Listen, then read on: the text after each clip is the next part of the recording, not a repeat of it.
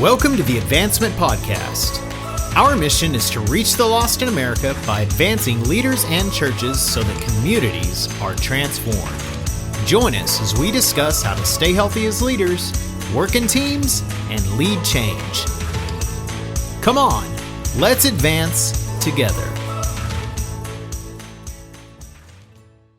Welcome back to another episode of the Advancement Podcast. Hey, if you're enjoying what you're listening to, if you could go and click subscribe to wherever you're listening. If you could also do us a favor and go and rate the podcast, it helps us spread the message of Jesus and the message that we are trying to get out here at Advancement, which is helping church leaders to advance. If you're watching on Facebook or YouTube, go and like or subscribe. That would help us out. My name is Todd Barham. I'm the host of the Advancement Podcast, here with the great president and lead consultant of Advancement, Timothy Dominic Ware. How you doing, Timothy? You good today? I always kind of get a little bit wonder what are you going to say when you introduce me? I don't know what I'm going to say. I know it's pretty well. And so you say the great. And then is it the great Tim Ware or the great president or the great consultant? I think next episode I'll say El Presidente. No, don't do that. No. You sometimes you scare me. So I did have a question prepped for you today for the banter. Will baseball ever start? Ever?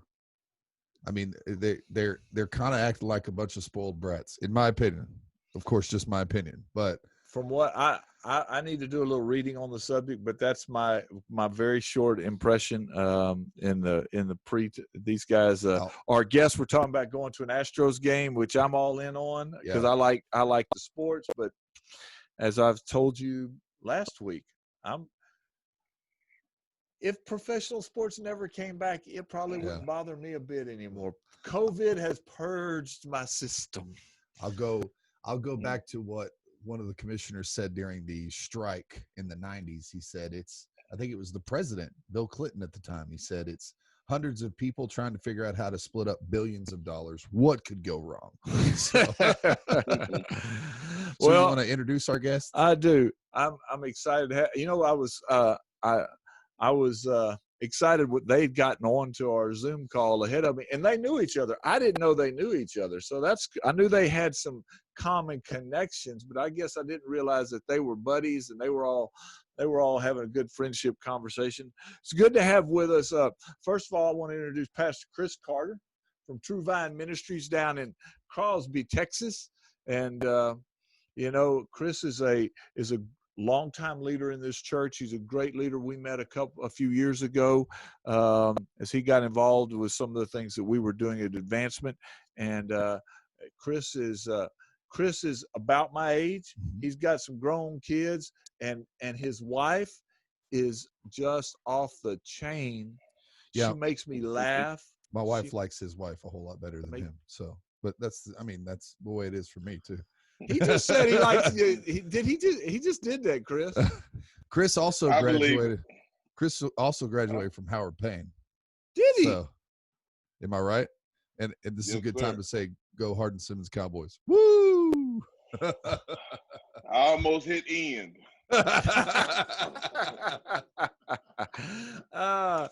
That's funny.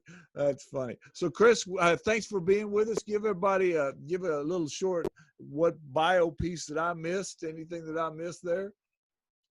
None. Thank you, Tim and Scott, for having us. Again, I'm Chris Carter, pastor at True Vine in Crosby, Texas. I've been there about 13 years. I have 3 adorable children that eat me out of house and home and take all the money, and a lovely wife named Brandy. And we're just here in Crosby just trying to do the very best we can. So Tim and Scott, thank y'all for having us. And I'm just excited again and thankful to have the connection to see my good friend Rich again. Yeah, so real quick, let's introduce Rich. Now, Rich and I have known each other for a few years. Rich, when we first connected, he was pastoring in Arizona in the mountains, and I had the chance to go out and see I love the mountains. He's the president of the Arizona Diamondbacks fan club, he told me. He's an Arizona sports fan. Yeah. Right, Rich? Yep, I am. The good news about, if we're going to do sports today, the good news is that the Cowboys fans are outnumbered Yeah. today. I just have to hold up one hand. And if you can't see, I'm holding up 5 fingers for the 5 Super Bowls. Anyway. So Todd, were you alive then? Yes, I was. Oh, okay. For the last 3. He The was a first 2. child. He was a child, Yeah, though. He doesn't actually remember. I was the technically, okay, I was in 6th grade when they won the last Super Bowl. So he remembers one of them. I remember I was in 2nd and 3rd grade for the first 2. I mean, come on. He doesn't remember it. He doesn't remember. That's right. I do No, remember. he doesn't. I used to have the VHS tapes with them recorded. Now you can watch them on YouTube. So Rich pastors in Fort Worth, Texas.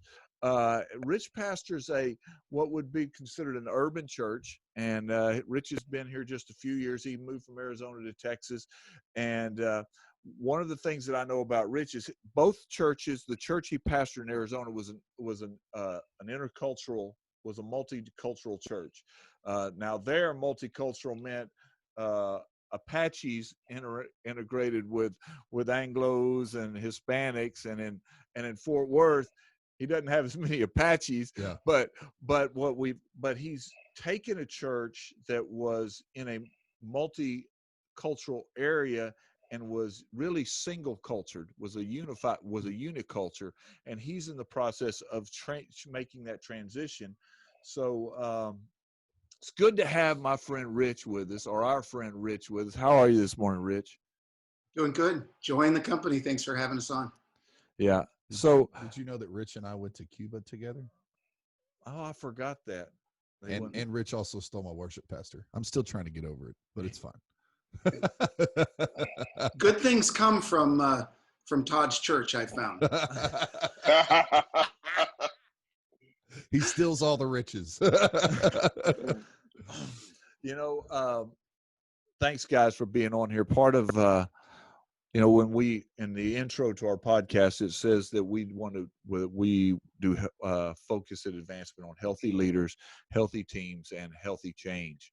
And one of the things that's going on in the U.S. right now and in our country is we've of course had the COVID thing, but now and for a long season, it seems like there have been increasing tensions and racial dynamics, and how the church responds is important. When a few weeks ago there was Aubrey, then it was George Floyd, and last week we had a mega church get thrown out of inner city schools because of something, and then this weekend we had Rashard Brooks.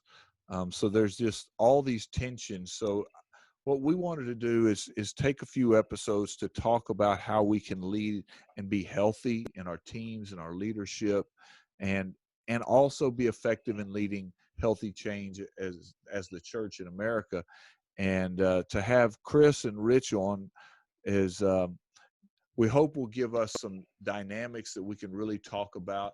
If you're not watching, Chris is a African American pastor, and Chris, correct me if I'm wrong. I mean, I grew up in that area, but that Barrett Barrett Station, Crosby area for a long time was really a predominantly African American community for a couple of generations. And just as East Houston has grown and Houston's expanded, has there been kind of growth that way of a more multicultural feel? Is that correct? You're correct. You're correct. It's not predominantly anymore. It's multicultural now, just in the Barrett Station area. So you're more than correct. And so that dynamic of change, obviously there was probably tension. There's probably some tensions that were there, and you're able to experience I'm sure that you're seeing some of those results, that historic component in this as the national tensions rise. Mm-hmm. Well, one thing with that tension just in the community, whenever growth comes, sometimes it's easier to feel for one group or one set of people to feel left out because others are moving in. And one thing we have tried to encourage just with that again, first, number one, we're all created by God, and that we all have a commonality of being children of God that were created by Him. And we all have the same rights or should have the same rights. So, as ones have come in, what we have tried to do is just encourage and demonstrate what God says is love. So with that love, then as just when you mentioned the growth in the area, as ones come in the area, and we extend that arm out and say, come be a part, come receive what we have, come fellowship with us, and try to demonstrate showing love physically. And what it has done is help the community to embrace. So just in the Barrett Station area, one thing that is big on, it has rich history.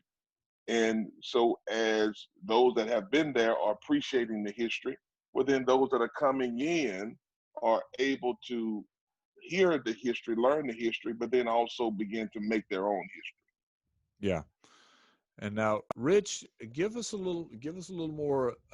Talk to our listeners. Let's set up what your circumstance was, what the circumstance in your church was when you arrived, and what the circumstances are like, not just in this church, but in the neighborhood where you are over the last few years.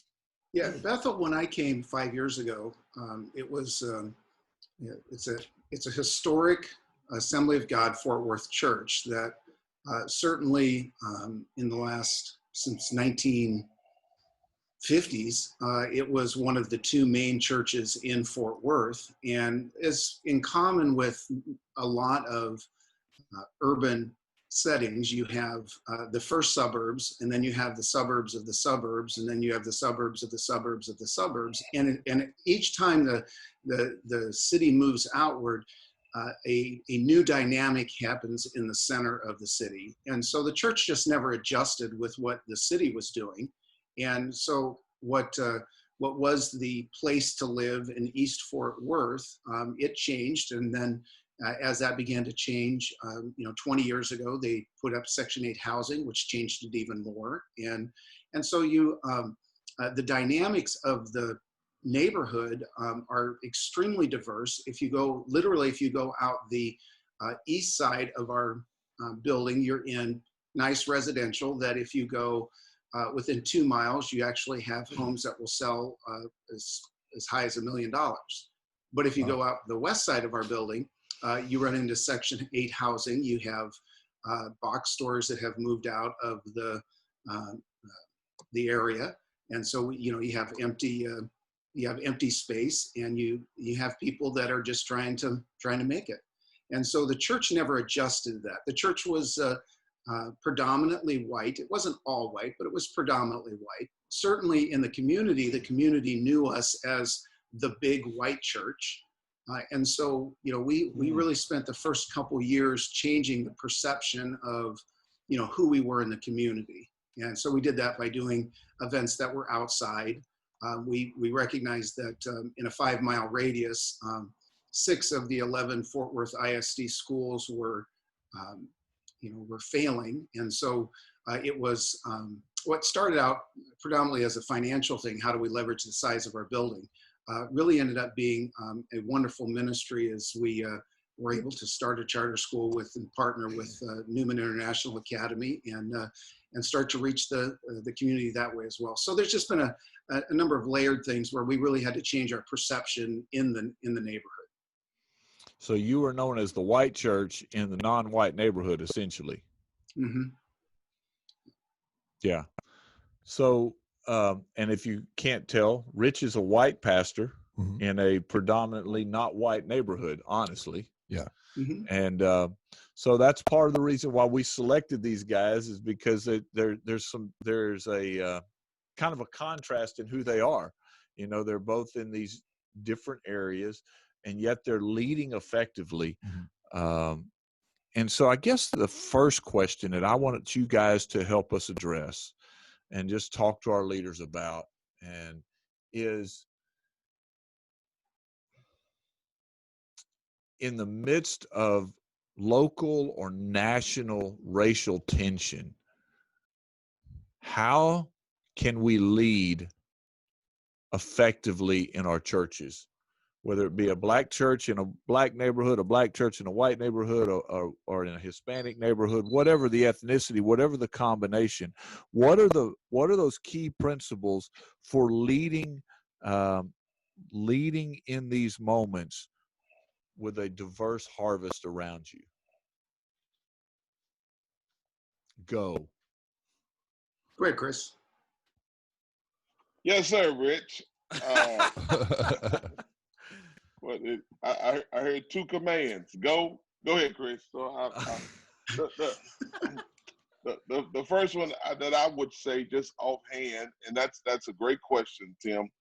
I'll address one issue in this racial tension that that we prayerfully tried to address, and that was, after the death of George Floyd, great tension with police and police towards social justice. And so one thing that God placed upon my heart, and we're still doing live, streaming live, so we don't have anyone other than the media and some of the staff in the service. But we brought in two police officers in the midst of a Sunday morning service. And one was black officer, one was a white officer. The white officer was an older white officer and the younger black officer. And what God had me do was, he took me to the conversion of Saul, where he was converted from Saul to Paul on Damascus Road. And as God sent him to Ananias, and then from there in Damascus, he escaped and went to Jerusalem. However, when he went to Jerusalem, the disciples didn't want to accept him because they knew him of his history. Jerusalem, last time he was there is when he held the coats of stoning Stephen. So they was fearful of his past. And a lot of times fear comes from past, of what we've heard, of what we have thought, or either what has been passed on.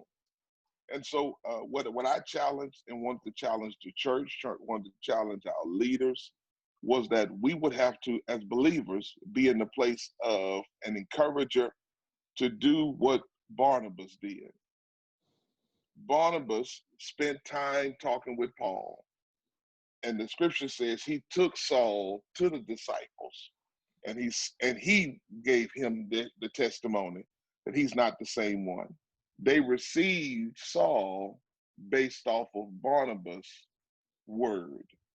And so that's what I challenge the church to hear, that what we would have to do is stand in the gap and help others, other races, other people. So I stood at the close of the service. I had a black officer on one side and a white officer on the other side, and said, receive my brothers. And I said, now, as these two are officers, they had to do so for each other. There's probably times where the white officer had to do the same thing for the black officer, and the black officer had to do the same thing for the white officer.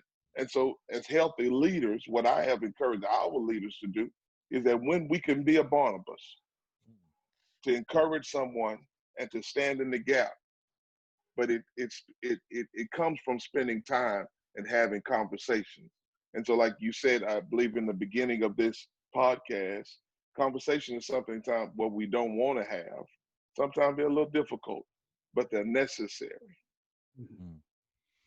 So, Chris, I wrote down one of the things that you said is that oftentimes our fear comes from the past and just from the unknown. Yeah. So that idea of standing in the gap and being encouraging, but also taking time to understand. Because not having a conversation, once you have a conversation, you'll see that there's some similarities. Just you yourself, Tim, and you a white gentleman, I'm a black gentleman, but as you and I met and had conversation, both have some rural background, have some likes that we, but it's from the conversation. Well, Yeah. now the color just separates us, but then but when we have the conversation, then we see, oh, we got a whole lot of similarities. Yeah. That if we let fear keep us, we'll never have that conversation. Let's take a moment and hear a word about advancement. Do you feel like your church is stuck in a rut? Then we've got the answer for you here at Advancement. Do you need some personal coaching or maybe some leadership coaching? We can help you out. Contact the Advancement team at info@advancement.cc or check out the website at advancement.cc. Now let's get back to the podcast. Rich, what would be your top principle that you would add to that, or maybe add just on with that? Yeah, well, I think it kind of goes parallel with that. I would just probably say it my way as opposed to Chris's way. It is impossible to love from a distance.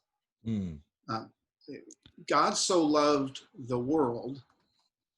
Okay, so for us, our job as believers in an end time world is not to change the world, but to change the worldly.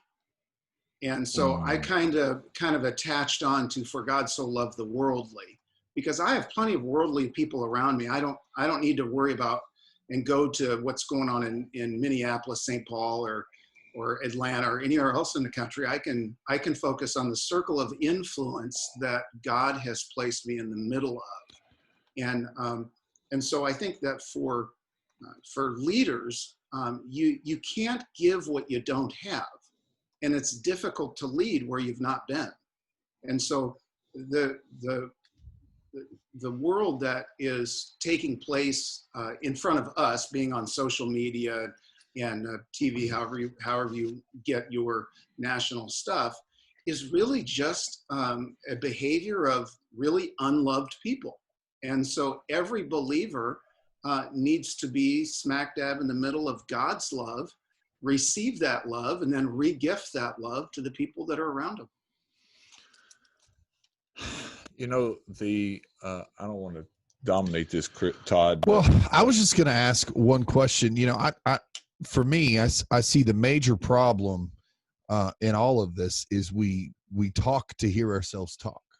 No longer is the discourse of, where we can agree to disagree. I mean, we see disagreements as offense in our new culture. So how do we guide as leaders? How do we guide those good conversations? Kind of like Chris talked about. I think those are the keys that we've got to begin to help both sides see both sides, because I see that as the problem. I did something similar to what you did, Chris, and the number one comment I got from everybody was, well, I just did not see it their way.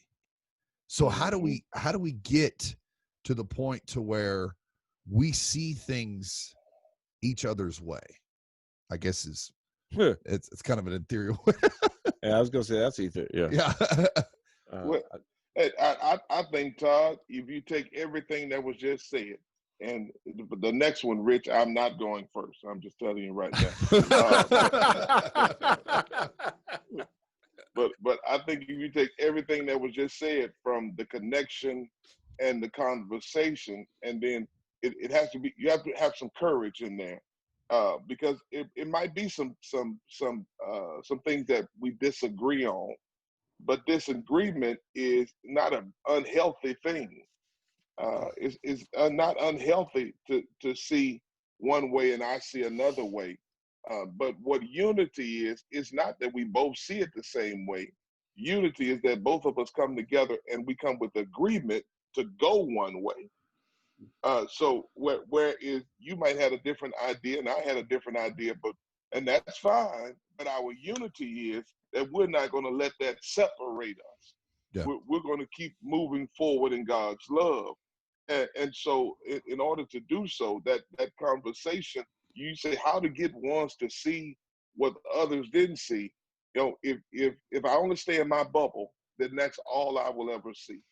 That's all I will ever know. That's all I will understand. But if I allow someone else, and Todd, you said it great, perfect. If I allow someone else to speak, and I just listen sincerely, Mm-hmm. and just listen and hear what they're saying, and not be so quick to argue the fact. I say this, and I use my wife. Sometimes I do trainings on being an empathetic listener. And Tim, I get in trouble because I don't always do that. Sometimes I'm listening just to give the answer. I'm listening to just say where you were wrong at. I'm listening just to fix it. So really, I'm just waiting on you to say a comma, a pause, and then I'm gonna come in and rebut. Yeah. And I get in trouble with it because, as you said, she's a firecracker, and so she's saying, listen, just let me talk, let me get it all out. Well, what I started noticing, when someone is trying to just express their feelings and the other party is not willing to listen, that's frustrating. Yeah. And that frustration brings anger. Active listening is what we Actively. I think one of the things that I've noticed is the church seems to be rallying together well, or relatively well, around this issue. I mean, not completely. It's interesting. I learned a phrase last week. I learned the phrase cancel culture. I hadn't heard that before. I asked my son, my college son, I said it and he's like, oh yeah. And I'm like, so how long have you been hearing that? He said, oh, I don't know. I heard it probably first time a year ago. And I'm like, I'm just so out of touch with society. But the idea that all of us, not Todd, the rest of us are Gen Xers. We've been around the block a little. Then we've got our millennials, and it's the younger generation seems to be much more volatile and willing to. You said one thing wrong, so I'll just cut you off. And I think that is a great tension for also, because there's a how do we got to figure out how to help that group. I guess it's not but just that group, but this idea of I just won't pay attention to you. So Rich, why don't you respond, because you've got both of those age dynamics and political dynamics in your church. Well, I think as church leaders, it's our responsibility to prepare end-time disciples. And so these issues are not going away. These issues are not going to be solved. And so what the church, because the church, and this is not unusual in a lot of areas, but the church is kind of behind the curve. And so they're reacting to culture rather than really doing what Jesus wanted us to do, and that is create culture. And you create culture by really following Jesus's words. This is how they know you are my disciples, your love for one another.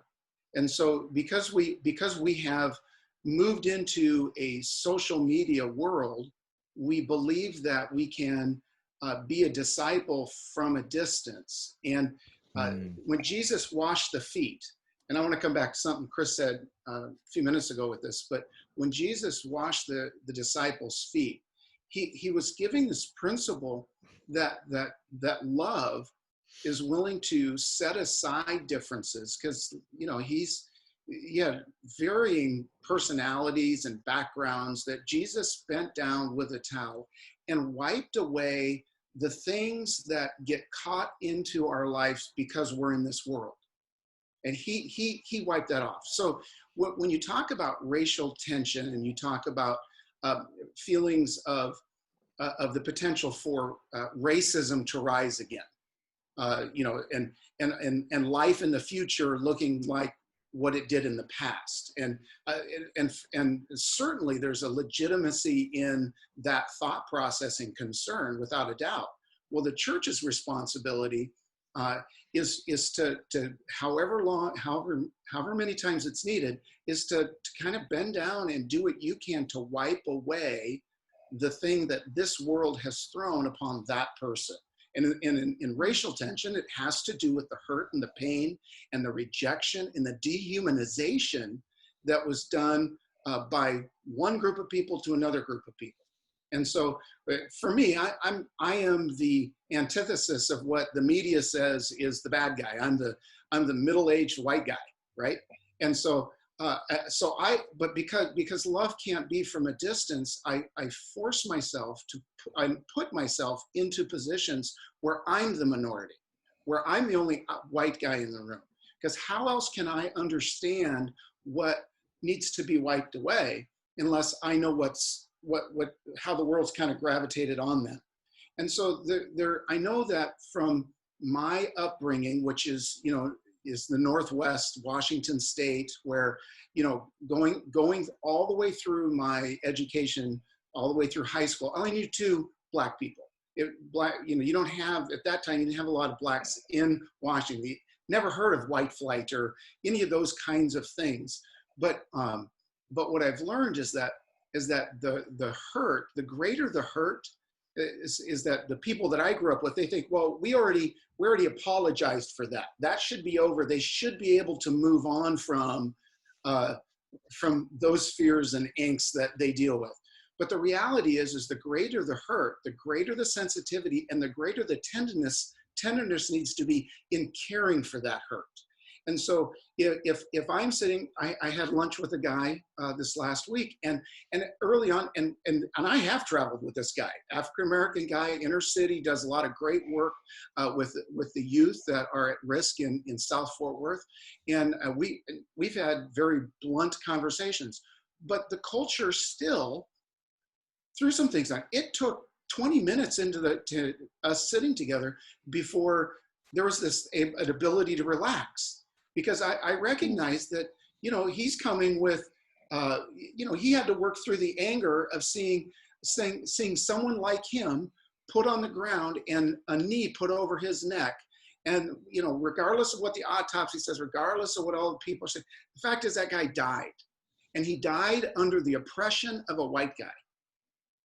And until we can walk in someone else's shoes, we're just not going to fully understand it and be able to address it. So what you guys, let's just kind of put this whole conversation in this episode in a nutshell. When there are moments of racial tension, no matter what side you're on, there has to be a willingness to stop and listen to understand, not to respond. Listen to understand. And to use what you just said, Rich, to put ourselves in their shoes. That's really what Chris said, empathetic listening. I mean, the definition of empathy is I try to put myself in your shoes. I try to take your perspective. I try to understand your position, and meaning lay down my position for the fullness of understanding. Yeah. And so I think so the overarching thing, which is kind of interesting. We had a couple of weeks ago on, we had a leader on who is actually an inner city leader in Minneapolis. So he was right there with all those things. And he talked about the same thing, that we have to listen. Yeah. And which is not something we do. We're we've always been talkers, but in today's world with social media, nobody listens. Everybody just wants to talk first. Huh? We're very speak first and listen later. Yeah. Culture. So I know that and the Proverbs 18, the Lord challenged me this a couple weeks ago. Proverbs 18:2, a fool takes no pleasure in understanding, but only in expressing his opinion. what version was that in? English Standard Version. Yeah. What were you going to say, Chris? well, I was just going to say one. Jesus with the woman at the well, Mm-hmm. that crushed racism, because that's what that was. She was one race. He was another. She was male. He was male. She was female. And when he got there, he said, "Listen, you're looking at everything that separates us. You're looking at our gender. You're looking at our race. But if you really knew who I was,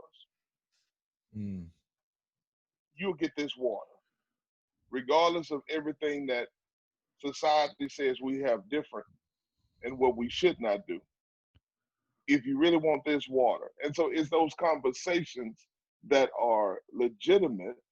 But the other word that I would add to it, they must be, and Rich, just knowing Rich, when he said it took 20 minutes for that to take place, he was authentic and sincere.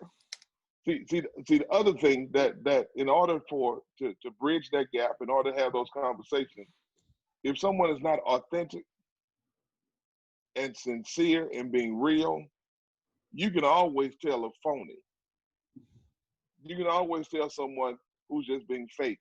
So to what Rich just said, that he puts himself in that position. I did not know that, but I do know that I've seen him in that position where he has been the only Caucasian man there, the only white man there.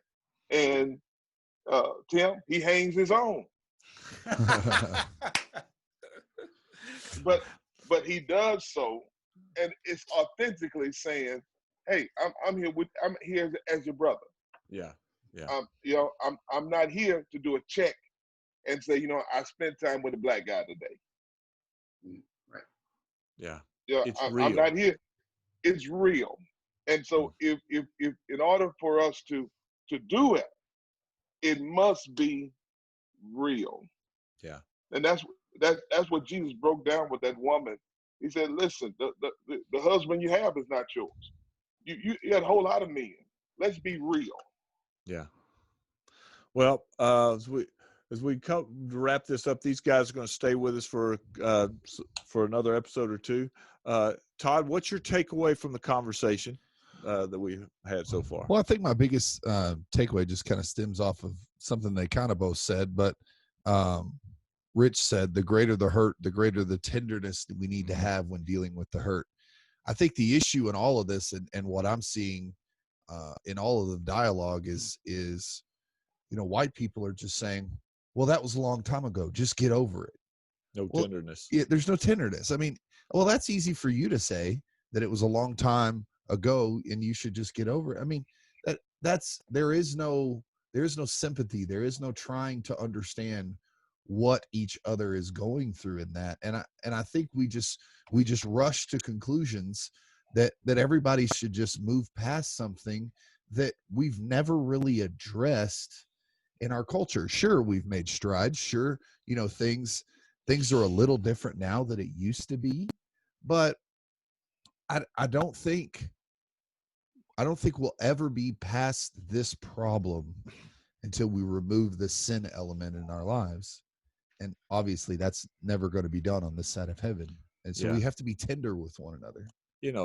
I have to, this is a moment of authenticity. I'm not known for being highly tender as a person. It's not necessarily in my nature. It ain't so. It's not natural to me to be tender. You need to do this. And there is part. You need to go watch the video for that part. and what you just said, though, I mean, I would be I'd be dishonest if I had not had held that very position. That, well, that was at one, and for years I held that position, and this has been a journey for me. Even though I mean, I grew up around, you don't grow up in Southeast Texas in a small town without having it be multi-ethnic and, play sports. And I mean, that's life. And so it wasn't a matter of the way I felt towards my brother as my friends, but it was just that in my mindset about this issue. And I've had to go on a journey. Yeah. Well, in the same way, Tim, it goes back to, a lot of our white brethren will hang their hat on the Confederate flag and say, well, this is our Southern heritage, and it's like, well, yes, I had people in both sides of my family that fought on both sides of the war, but, is that really my heritage? I mean, that was a long, long time ago and a very dark time in our history. Is that what we want to hang our hat on? And this is just some of the lunacy that drives me crazy. And I know that people are going to be mad at me for saying that. It's like, that was a very long time ago in a very dark history. And that's what you want to hang your hat on? Not that, hang your hat on. Texas was the only state that was actually a nation. Hang your hat on that. Don't hang your hat on, I don't know. I could get preaching on that. Well, for a minute. Sorry. I tell you what, we're going to continue this conversation in the next episode. So if you, if you're listening, make sure make comments on the podcast and let us know where you are, because we want to be a part of the dialogue that moves the church forward in a way that listens and brings healing, so that we can expand the kingdom. So cool. See you next time on the Advancement Podcast. Woohoo! Yeah, we suddenly started. If you would like to keep this content coming, all Tim and Todd ask is $1 per show. See how to give, maybe even sponsor an episode or series on the website advancement.cc. Until next week, continue to advance the mission of Jesus.